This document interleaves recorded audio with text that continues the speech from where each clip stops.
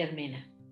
A veces cuando estamos en los medios y en la cotidiana, que los mexicanos resolvemos las cosas en el café. De manera espléndida hemos resuelto el mundo tomando una taza de café. Y ahí nos da por platicar y además sacar teorías complejísimas. Y apropiarnos, por ejemplo, de los términos como neurodegenerativa. Pero, ¿cuáles son las enfermedades neurodegenerativas? ¿Cuáles son las enfermedades que desde un aspecto neurológico se vuelven con esta característica, doctor? Sí, es una tendencia cada vez mayor a que tengamos que estar reconociendo la influencia de factores, fenómenos que estén provocando que haya una pérdida neuronal y que esas neuronas sean de cierta región del cerebro que cumplen una función específica. Ya lo comentábamos desde la primera intervención, que es la primera causa de enfermedad degenerativa del cerebro, la enfermedad de Alzheimer, la demencia tipo Alzheimer, y la segunda, la enfermedad de Parkinson. Yo quiero, y complementando lo que comentó el doctor Ramírez, hacer una observación. Yo soy clínico, yo veo a los pacientes y créanme que de verdad es un reto grande el poder hacer el diagnóstico y más en las etapas iniciales. Cuando la persona empieza a sospechar que tiene alguna enfermedad degenerativa y que acuden a una consulta para saber si tienen o no esta sospecha del padecimiento.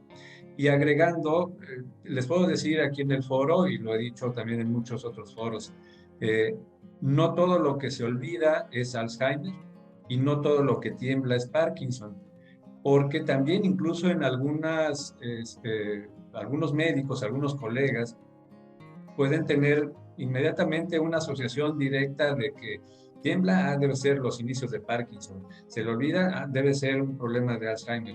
Y entonces nos llegan en una condición ya muy estresados los pacientes, las personas con estos síntomas. Eh, es importante saber que la ansiedad o la depresión, que son síntomas muy frecuentes en los adultos mayores, pueden estar potenciando estos síntomas y entonces hacer todavía más compleja la forma en la que tenemos que identificar y diagnosticar estos problemas. Entonces, y otra situación que les puedo decir en mi práctica clínica diaria es la influencia que está teniendo cada vez mayor los factores vasculares, los factores circulatorios. Una persona con una hipertensión arterial mal controlada, con un tratamiento irregular, una persona que no cree que tiene el problema simplemente porque no le da síntomas, es una situación que a la larga nos va a estar generando un problema de la microcirculación, una microangiopatía cerebral, que dependiendo del sitio en donde se esté dando la mayor concentración de daño microangiopático, será la expresión clínica. Entonces, definitivamente tenemos que ser muy sensibles para reconocer los trastornos de la memoria, tipo Alzheimer, y la demencia vascular, y los trastornos de la coordinación del movimiento, enfermedad de Parkinson y parkinsonismos vasculares, como las enfermedades degenerativas más frecuentes, pero que unas tienen un inicio vascular y que posteriormente van a estar generando o potenciando un problema degenerativo, como sucede en la esclerosis múltiple que está comentando la doctora Ramos. Empieza como una enfermedad inflamatoria, pero después va a estar generando una degeneración, una pérdida, una muerte neuronal a largo plazo. Entonces, identificamos estas necesidades desde la consulta inicial. Muchísimas gracias, doctor.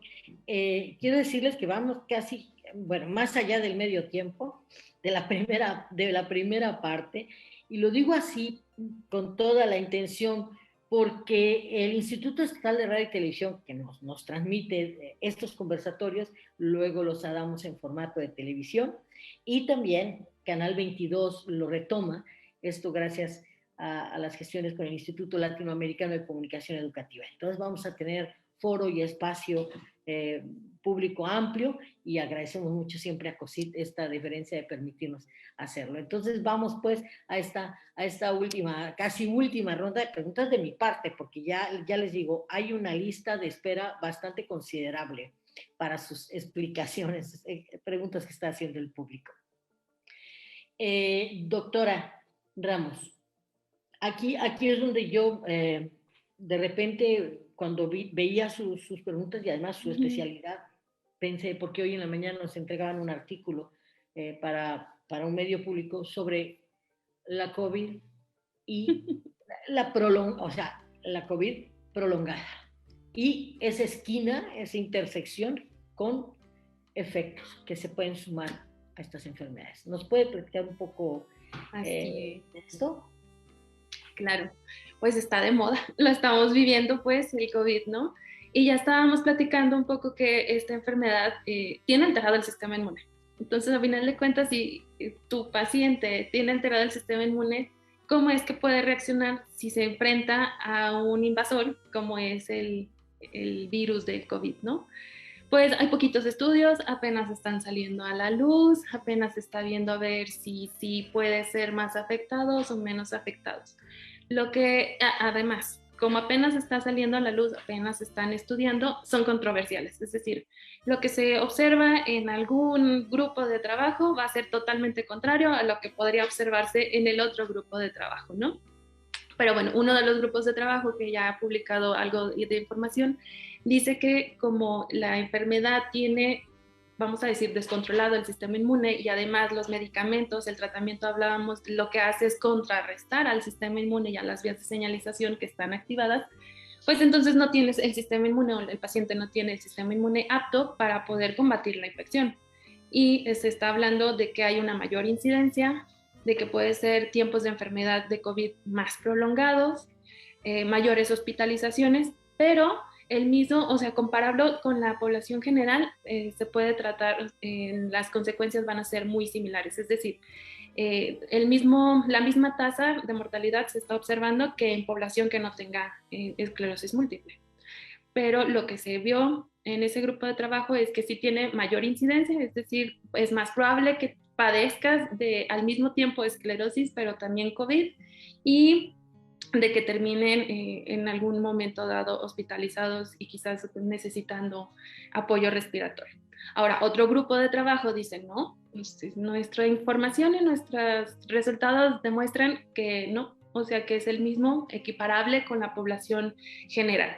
Entonces ya les platicaba que esto apenas está emergiendo, aunque a mí me parece bastante razonable que sí tengan un poquito de mayor predisposición a padecer COVID y que no tengan esas herramientas que un sistema inmune sano podría tener para poder combatir rápidamente, lo que va a provocar entonces tiempos de enfermedad mucho más prolongados, que los tratamientos se vayan un poco complejos porque pues si estás inmunosuprimido, porque la esclerosis necesita estar inmunosuprimido, entonces quitas el inmunosupresor, pero pueden haber aparición de síntomas y entonces se vuelve esto bastante complejo. Hablando de los síntomas, con los más frecuentes en pacientes con esclerosis múltiple reportan que es tos, es fiebre y molestias generales. Entonces, pues no hay mucha diferencia. Vamos, necesitamos que sigan habiendo más estudios y a lo mejor también en población mexicana, porque los que estuve revisando y lo que hay disponible, pues sigue siendo de Asia, que están muy en boga en estos temas de SARS-CoV-2 y de, me parece, Sudáfrica, Europa, por allá. Entonces sí necesitamos información de latinos, de nuestro sistema inmune, de nosotros, ¿no? En contra de la infección.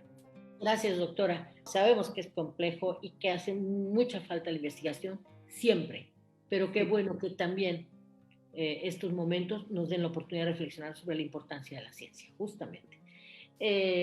Voy de nueva cuenta y lo molesto, doctor Ramírez. ¿Cómo ha influido? Volvemos al tema. Sabemos que está enrarecido, complejísimo, los sistemas de salud del mundo en general. Con pacientes tan complejos, voy a corregir, perdón, con enfermedades complejas como esta, en pacientes de mucho tiempo o incluso de corto tiempo. ¿Cómo vamos a resolver esto, ¿no? ¿Cómo ha influido la pandemia, por ejemplo, para el cuidador mismo que tiene que ir a atender a quien tiene esta enfermedad? Cuéntenos, doctor. Bueno, yo creo que antes que eso habría que aclarar algunos puntos sobre el cuidador. La verdad, el cuidador es una parte primordial en el enfermo con Alzheimer. Sí debe de estar consciente la persona que tiene a su lado a un paciente con esta enfermedad, que su vida va a cambiar a corto, mediano y largo plazo. O sea, se va a volver una parte del paciente. Entonces va a depender completamente de él, la persona, en algún momento de la enfermedad. Entonces a lo mejor al principio no lo siente así, pero tarde o temprano así va a suceder. Entonces el paciente necesita todos los cuidados de un niño chiquito, necesita tener actividades, necesita hacer ejercicio, necesita momentos de recreación, y pues obvio, ¿quién tiene que estar ahí? El cuidador. El cuidador tiene que estar pendiente de todo esto, y pues hay estudios y hay asociaciones de cuidadores que se encargan de cuidar del cuidador, porque hay reportes de que presentan depresión y ansiedad por estar cuidando al paciente. Entonces, aún después de estar expuestos a la enfermedad o contraer la enfermedad del cuidador, ¿quién se va a hacer responsable del paciente? En etapas avanzadas de la enfermedad no habría mayor problema, que llegue un suplente y que cumpla las actividades, pero en etapas intermedias de la enfermedad, el hecho de un cambio brusco de otra persona que lo esté cuidando puede desencadenar crisis en el paciente al no reconocerlo, y eso pues puede empeorar la enfermedad, ¿no? O sea, pueden suceder muchas cosas en cuanto a la psique del enfermo con Alzheimer. En estudios que se han hecho de pacientes con Alzheimer y COVID, lo que se ha mostrado es que hay un incremento en los episodios de apatía, son más agresivos, se agitan más rápido, y pues obvio, ellos están más expuestos a presentar la enfermedad. ¿Por qué? Porque no pueden seguir las medidas sanitarias que nos han puesto a todos. A ellos se les va a olvidar lavarse las manos, se les va a olvidar cómo colocarse el cubrebocas.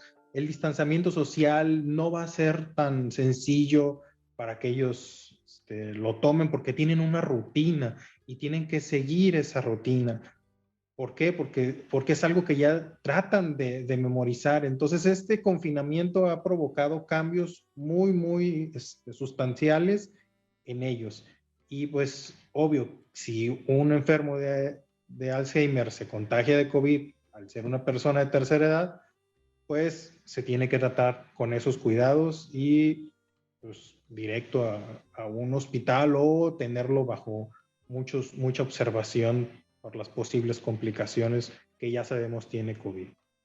Me voy a permitir ahora dar paso a ese caudal de preguntas que además incluso cuentan historias, ¿no?, de las personas que nos están siguiendo en las redes sociales. Yo me voy a permitir cederle la palabra, si ustedes me lo permiten, siempre digo a nuestra corresponsal desde la tierra de Facebook, a la doctora Jenitze Fimbres. Muchísimas gracias, querida doctora.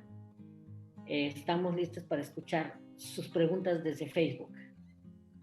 La primera dice: si una persona de 50 años frecuentemente tiene ansiedad y depresión, tiene olvidos, ¿esto ya se puede considerar como la primera alerta para Alzheimer? Definitivamente no son los primeros síntomas de un problema. Mencionábamos que cuando la persona empieza a reconocer que empieza a tener fallos en alguna función cognitiva, empieza a hacer una reacción de ansiedad, una reacción de reconocimiento que no está teniendo la ejecución de siempre. Pero eso es contraproducente para el contexto en el que tenemos que tratarlo. Tenemos que ser muy cuidadosos para separar los síntomas emocionales de los síntomas cognitivos y entonces saber cuál es la tendencia. Antes de los 50 años tendríamos que ser también muy puntuales y buscar factores genéticos, los factores que pueden estar haciendo que se manifiesten en etapas tempranas estas enfermedades. Tanto la enfermedad de Parkinson como la enfermedad de Alzheimer tienen manifestaciones genéticas que hacen que tengan lo que le llamamos fenómenos de anticipación y que tengan esta expresión en etapas más tempranas de lo que se espera. Pero no, definitivamente, depresión y ansiedad no debe de ser un factor que digamos que son los inicios de estos problemas. Muchísimas gracias.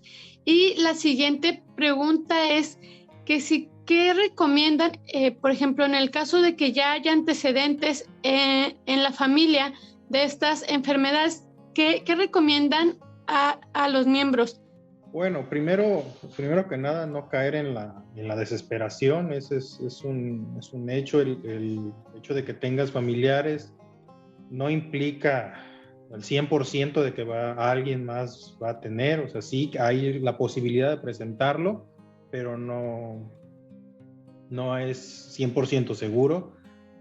Y pues no está de más empezar a leer y ver información sobre la enfermedad neurodegenerativa que padece en esa familia, no solamente Alzheimer, sino Parkinson, que son enfermedades que tienen un componente genético, entonces puede ser hereditario. ¿Y qué alimentos? Híjole, ahorita entramos a otro mundo con todo esto de los psicobióticos, probióticos, prebióticos. Ese es otro tema que sería interesante que abordaran. Justo lo acabo de ver hoy en la mañana, un informe donde pacientes con COVID que tienen ciertos cuadros de bacterianos que se consideran probióticos y prebióticos, la sintomatología neurológica no se ve tan afectada con esas bacterias que tenía. Y al contrario, cuando ciertas bacterias estaban ausentes, tienen COVID y tenían enfermedades degenerativas, los síntomas se exacerban. Entonces, la verdad, ese es otro tema que también nos llevaríamos otra hora más de mencionarlo, pero sí es cuidar mucho la alimentación en ese sentido. Perdón, quisiera hacer un comentario y muy en el contexto de la pregunta. En los últimos años se ha trabajado muy intensamente en el mundo en hacer la detección lo más temprana posible de estas enfermedades. En la cuestión del Alzheimer, en junio del año pasado se autorizó por la FDA de Estados Unidos un nuevo medicamento para las personas con susceptibilidad genética a desarrollar la enfermedad de Alzheimer. Estas personas que son regularmente los hijos de los pacientes afectados y que se encuentran ya marcadores genéticos que se han identificado, se les conocen como portadores asintomáticos. Sobre este tipo de población, sobre estas personas, ya hay un tratamiento que se les puede estar ofreciendo. En México todavía nos falta desarrollar la infraestructura en salud para ofrecerlo aquí. Pero tenemos algunas asociaciones, principalmente en las grandes ciudades como Monterrey, Guadalajara y Ciudad de México, en donde se pueden estar haciendo la detección y la referencia de estas personas, los portadores asintomáticos, y ahí hacerlos conexión con las otras instituciones, principalmente en Estados Unidos, para que se vea si son candidatos o no a usar este tipo de medicamentos. Pero sí, ya tenemos algunas señales de que podemos estar teniendo algunas expectativas de atención temprana para algunas personas susceptibles. Estimada Cintia, no sé si hay tiempo o no. Yo creo que sí, todavía hay tiempo para una pregunta más, así que adelante, por favor, doctora. Muy bien, y dice ¿cuál es el caso de más joven que se ha registrado tanto de Parkinson como de Alzheimer? Yo quiero comentar, hay una referencia muy fácil de identificar sobre los casos tempranos de enfermedad de Parkinson, y esto es porque un actor famoso fue víctima de esta situación. El actor principal de la saga de películas de Volver al Futuro, Michael J. Fox, bueno, son películas ya que tienen sus años, son clásicas, pero se puede identificar como una de las personas que fueron afectadas por un Parkinson de inicio temprano. Este actor empezó a manifestar los primeros síntomas antes de los 40 años de edad, y sabiendo que es una persona que vive de su imagen, fue un ejemplo de que se estableció un tratamiento agresivo desde el inicio. Él no podía darse el lujo de que durante una actuación sobre el desarrollo de su carrera se vieran los síntomas clásicos de la enfermedad: temblor, lentitud, rigidez, algunos otros datos clínicos. Y por eso fue que él es un ejemplo de que se establecieron tratamientos, cirugía de Parkinson, tratamientos que se colocan con bombas de infusión y que son portátiles. Fue un ejemplo así muy característico.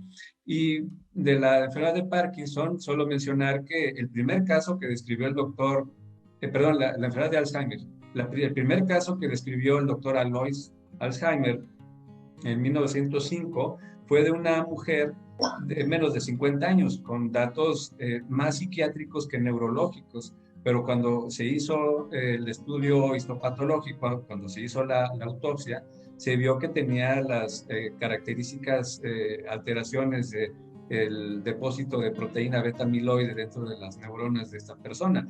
Pero son ejemplos de que en etapas tempranas es una situación que puede ser latente. Muchísimas gracias. Gracias a ti, querida doctora, muchísimas gracias. Estoy viendo y bueno, se nos quedaron como siempre en la mochila. Yo creo que la doctora Díaz nos va a dar oportunidad de ponerlas por ahí en Facebook. Como siempre, ustedes nos hacen el enorme favor de poner las preguntas que quedan y enviarlas a nuestros distinguidos participantes para que puedan dar respuesta, ¿no? Doctora Díaz, siempre el tiempo es corto en compañía de COSIT. Gracias a todos ustedes por permitirme el honor de ser el privilegio de conducir las preguntas. Muchas gracias, Cintia. Gracias a cada uno de nuestros participantes. La verdad es que revisas los comentarios y son un tema muy, muy interesante, ya sea porque tienes algún conocido que está padeciendo algunas de estas enfermedades o porque, como decíamos, la edad avanza y quieres saber qué tanto te puede llegar a afectar. La verdad, después de sus pláticas, queda uno como que a ver si no me da por depresión o por ansiedad los síntomas, pero como todo, ¿no? Lo que pasa es que hemos tenido como maltrato a nuestro cuerpo, no le damos de comer lo que requiere para que funcione bien, no lo ponemos a ejercitarse tanto física como cognitivamente de una manera constante. Esta vida sedentaria y con más comodidades nos lleva a vivir más, pero el proceso de envejecimiento avanza. Les agradecemos mucho, mucho el que nos hayan aclarado muchas de las dudas. Quedan, como les decía, angustias y más dudas, que esperemos tener alguna otra actividad, lo que a ustedes se les ocurra, al público que nos acompaña y que tiene sus propósitos, y nosotros también para seguir ahondando, conociendo más de estos temas y poder prevenir en la medida de lo posible. Sé que ustedes tres están muy ocupados y les agradecemos enormemente el tiempo que nos han dedicado. Les queremos decir que este Facebook queda grabado en la página del COSIT por si alguien llegó tarde, por si ustedes mismos como ponentes lo quieren compartir con alguien más, con un paciente, que le digan, mira, tranquilízate, chécate el conversatorio. Quedamos a sus órdenes y les vamos a hacer llegar sus reconocimientos, por supuesto que es un papelito, les iba a decir, pero mentira, porque se los enviamos electrónicamente, allá ustedes lo imprimen, pero sí nuestro agradecimiento es gigante, y a ustedes que nos acompañaron, Cintia, a todos los demás, a ustedes públicos que hacen la razón de esto, les agradecemos mucho su presentación aquí y les pedimos si tienen algunos temas que quieran que traigamos. Ya tenemos una lista enorme, pero a lo mejor uno de ustedes lo metemos el mes que entra. Nuevamente, muchas gracias y hasta pronto.